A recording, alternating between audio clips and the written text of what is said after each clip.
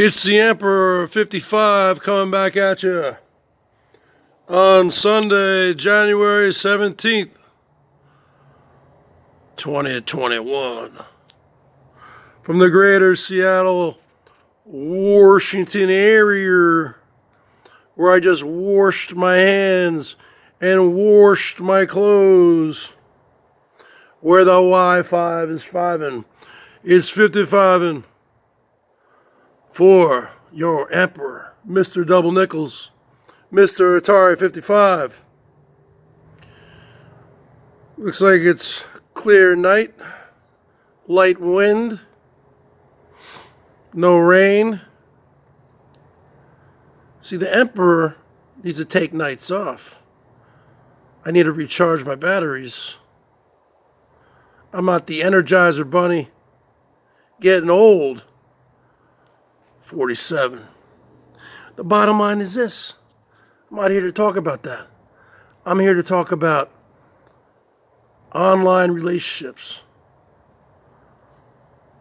I'm not here to talk about dating apps like Plenty of Fish or Tinder, all that kind of stuff. eHarmony, Matchmaker, Match, Grinder, what Elbow uses. I'm not here to talk about stuff like that. I'm not here to talk about personal ads. Craigslist, Backpage. They shut those down, didn't they? That's where the 9000 series and Elbow found their partners. I'm here to talk about what I have experience with of almost 2 years with Salty Dog. I'm here to talk about, do long-distance online YouTube BOYT drama community relationships work? Okay? Because if you think that I was ever looking to get into a long-distance, whatever you want to call it, I wasn't. Because I came into this BOYT community in December 2017, and I didn't start talking to Salty Dog until March of 2019, almost 2 years. But that happened kind of by accident, as a fluke, when I used to sit in my car and I used to do my whole Professor Bergs. This is Professor Bergs from a University of BERGS, formed in 1842 by my great-great-grandfather, Tyrus E. Bergensen, where our motto has always been, make America Bergs again. And if you are so inclined to show me some love, ladies, you can leave your digits, because the professor is single and ready to mingle. But that was just a shtick, folks. Now, a few women did fall for that bait. A few women did give me some PayPals and drop their digits.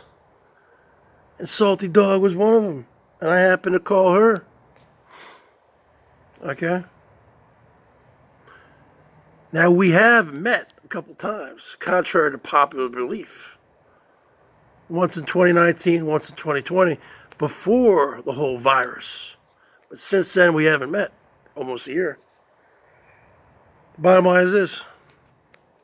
Do I recommend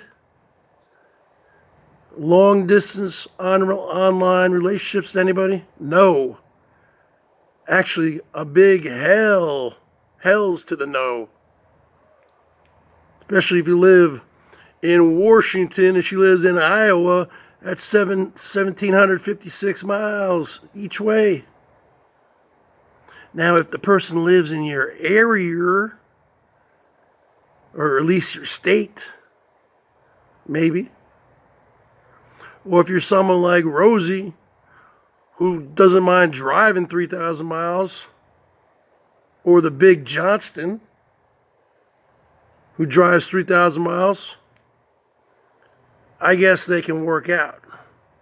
But for the average person, it's not going to work out, especially during the pandemic. And the only thing you have between you and that person is the phone to talk or to video conference on Hangouts or whatever, or text. That's all you got is the smartphone. That's all you got. Okay? And it's not, these types of relationships are not going to work out if both of you people are YouTubers. Because then the other one is going to constantly lurk and see where you're going, what channel you're going to. Oh, I don't want you to go there. I don't want you to go on panels, blah, blah, blah. Even though you're not really physically together, you're mentally together, or you have some kind of feelings, and you become a cuck at times, and you let this person own you, living rent-free in your head. You can't do that. So do these types of relationships work? No. I would highly not advise that you get into something like that. But once you are in it for a while, it's hard to get out of it. Just like they say, you get into the BOYT. There's no way to leave.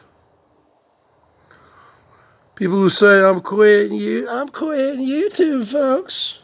No one ever quits. Only way you leave is in a pine box, is in a casket, is in a body bag, or if you go to prison. That's the only way you leave YouTube. And certainly, you don't want to be traveling during this whole pandemic. The people who do travel, I don't know why they're doing it, because they're risking their own health and lives, and then they can be putting other people at risk. And it can be a drag. It could be a lot of drama, a lot of shouting, a lot of screaming. And, you know, it can be a drag. And that goes for long distance relationships, not just on YouTube, in real life. Now, I once had a long distance relationship one time in my life. When we moved out here to the greater Seattle, Washington area in the summer of 1992, I had a brother who was going to college at the University of Oregon down in Eugene, Oregon, which was 300 miles away. At the time, I was driving a 1991 Honda Civic hatchback, 4-speed, manual. Got about 40 to 45 miles per gallon on the freeway. Back when gas was 95 cents a gallon. You put in $10. I drive here to Eugene. Go about every other weekend to see her, because I would go down there to visit my brother, and I met some chick at a party. I was like, what, 19 or 20? She was 19. She was a year younger, and that went on for about a year and a half. She would come up here sometimes,